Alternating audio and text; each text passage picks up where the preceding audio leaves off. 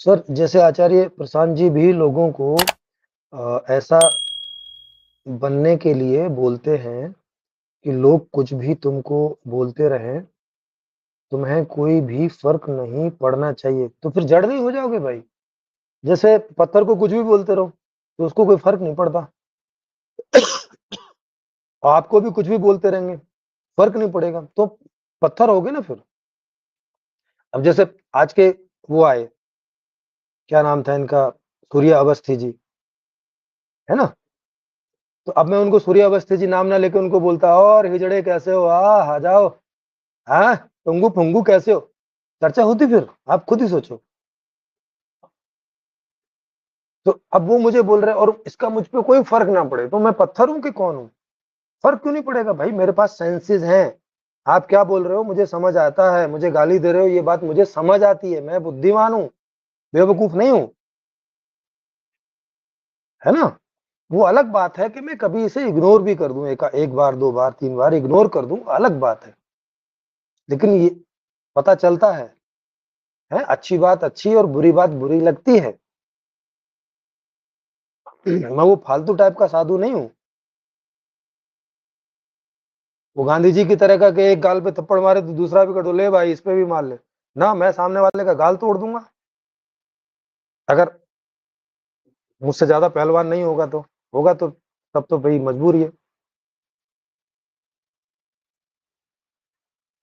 घटना बताऊं साधु के, नहीं साधु बनने के पहले की घटना है।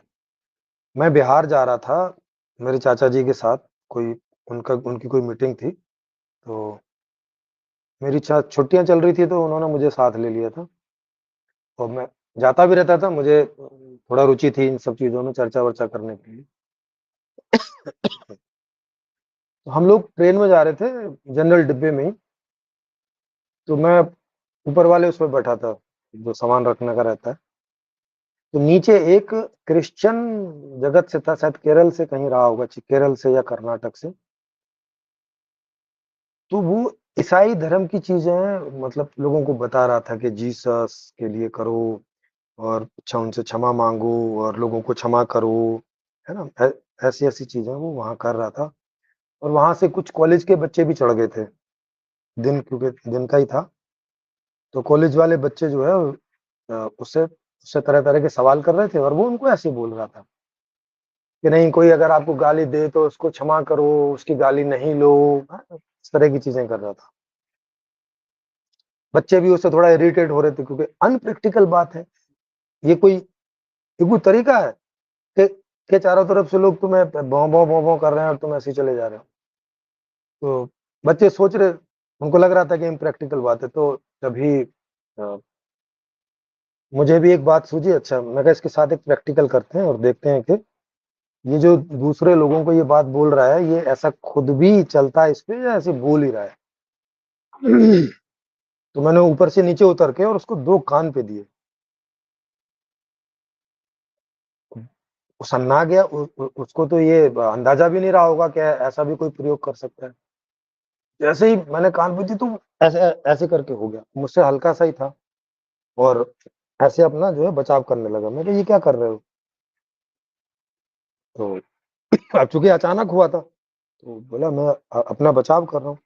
क्यों? अभी तो बोल रहे थे कि एक गाल पे मारे तो दूसरा गाल कर दो। तुम्हें तो भी जो दो कान पे मारे हैं तो तुम्हें तो और करना चाहिए कि और चार मार लो। ये अपना ऐसे ऐसे तुम बचाव क्यों कर रहे हो अपना? तो चुप हो गया और वो बोला कि ये अच्छी बात नहीं है और तुम्हें ऐसे नहीं करना चाहिए। और अब वो ऐसे करने लगा। अब उसकी ऐसी हालत देख के जो वो लड़के लड़कियां थे कॉलेज के, वो जो है हंसने लग गए कि देखो अब इसका बोल क्या रहा था और इसका खुद का प्रैक्टिकल देखो, है ना?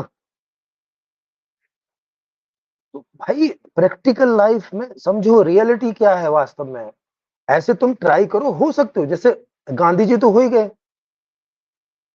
गांधी जी ने ऐसा ही प्रयास किया था और एक हद तक वो हुए भी कि वो लोगों की बातों को सहन करते थे, पर हर चीज में नहीं करते थे वो भी।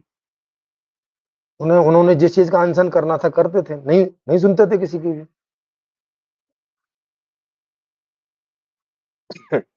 हो तो सकते हो ऐसे, ऐसा नहीं है कि अहिंसक हो नहीं सकते, कितने सारे लोग हैं जो जैनियों में देखो कई साधु हैं, उनको आप मार-पिटाई भी कर दोगे तब भी वो हाथ नहीं उठाते, गालियाँ नहीं देंगे आपको वापस।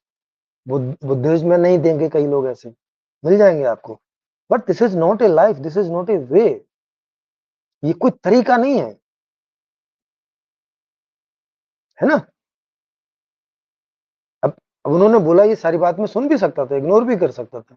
कई बार आप देखते भी हो कि मैं इग्नोर कर ही देता हूँ, ज़्यादातर कर ही देता हूँ मैं इग्नोर। पर that is not the way, लोगों को नहीं समझ में आता है।